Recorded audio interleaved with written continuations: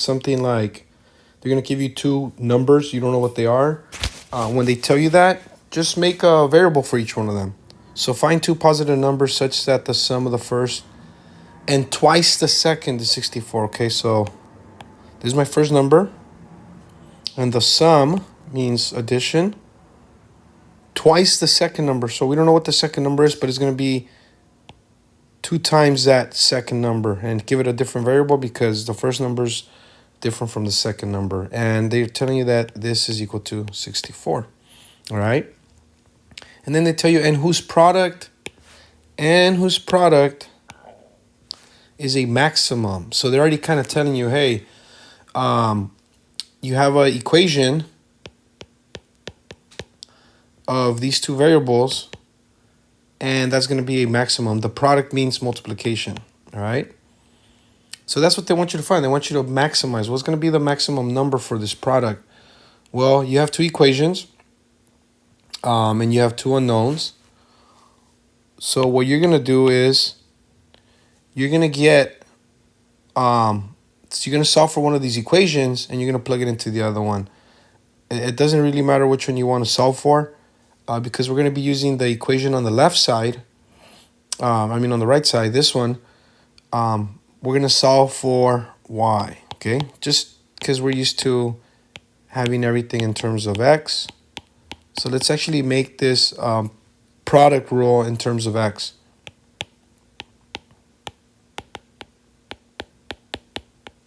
Okay, so I have y is equal to 64 minus x divided by 2. I could probably simplify that to 32 minus x over 2.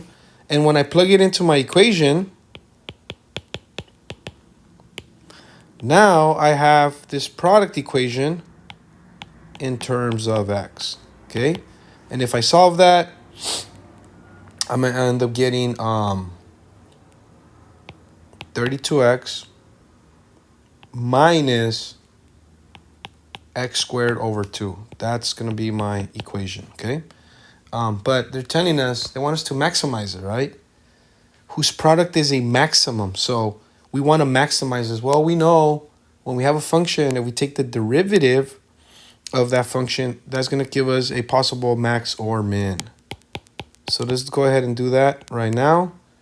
I think I just made a mistake here. Let me fix that.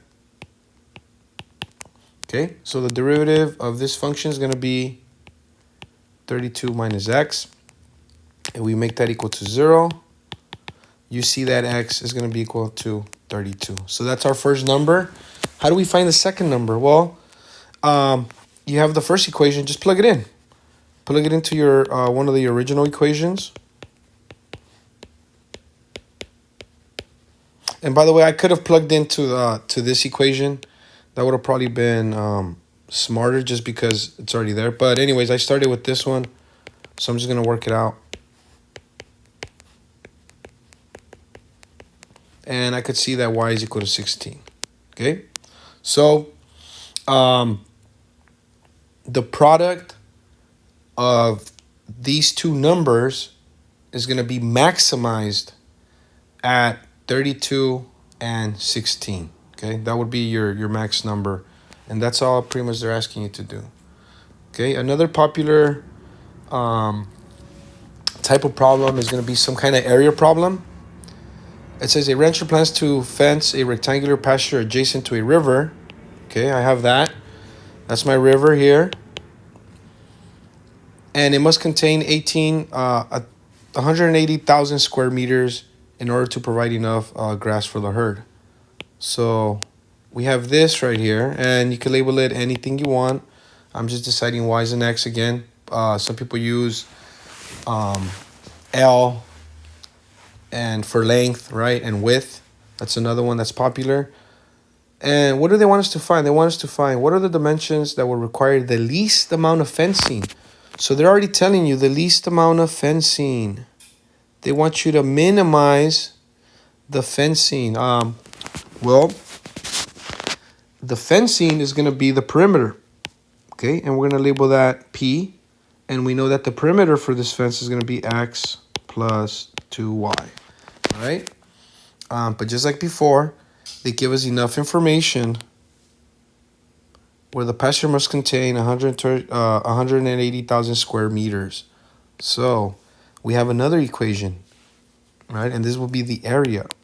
The area, which could be given by, right, the length times the width, is equal to 180,000 square meters, okay? And I could put the dimensions. I'm just going to leave it alone.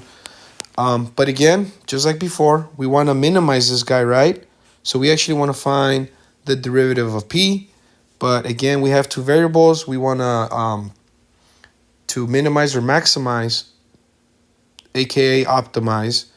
We want to have our equation in one variable. So we get this area equation and we solve for one of the variables. Again, I decided to solve for y.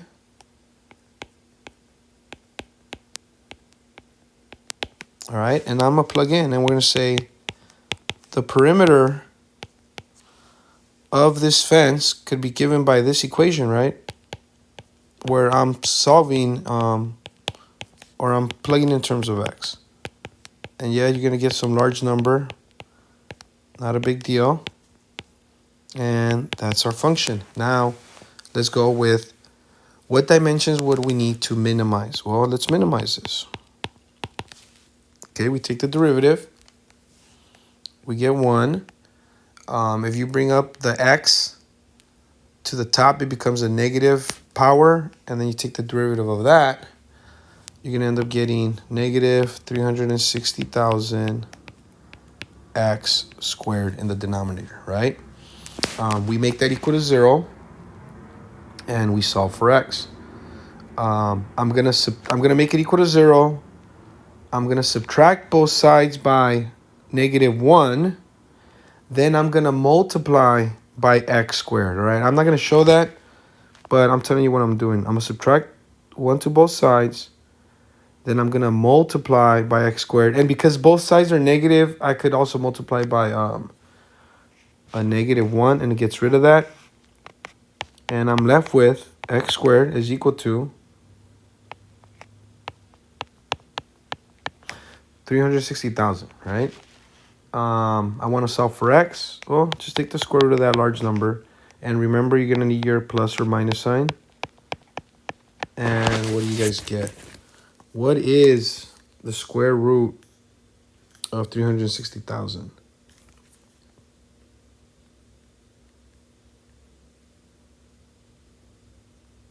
Okay, if you use your calculator, or if you just remember that this is kind of like the square root of 36 with a bunch of zeros in there, it's just going to be 600, right? The square root of 36 is 6, so 360,000 should be something similar. And that gives us 600. All right, so now I have 600 for one side, but how do I find the other side? Well, you get one of your original equations and you plug it in. And that's how you're going to figure it out. All right? We already have the formula for our perimeter. We don't know what the perimeter is going to be. Like, we don't actually know what the actual perimeter minimize is going to be. But, again, we have the area function. So, I'm going to use this area function. Actually, again, since I already had solved for it, I could just plug it in, right? I'm going to use this area function. And I'm just going to plug in my x because it's already given to me. And I will figure out what the y is.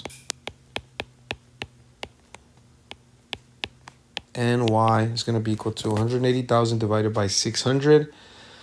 And that gives me 300. So, again, the pasture's measurements are going to be 300 by 600. 300 by 600 will give you the least amount of fencing, okay? And then if you were to look at this equation,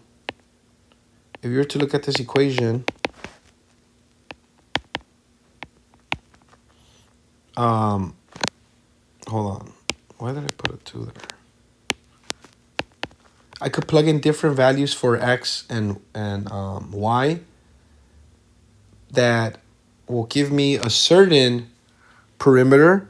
But remember, you also want to keep in mind the 180,000 square meters or whatever. So we could plug in different values and try it that way, but that's not gonna be the best. The best way would be just using the derivative, and that's gonna be the best way to obtain the minimum or maximum point. But if you were to graph it, you would see that below this zero you have a negative, and above this zero, which again it's gonna be our 600 value, right? We get positive numbers. So again, that tells us that this is going to be a minimum, or it's going to be minimized, the least amount.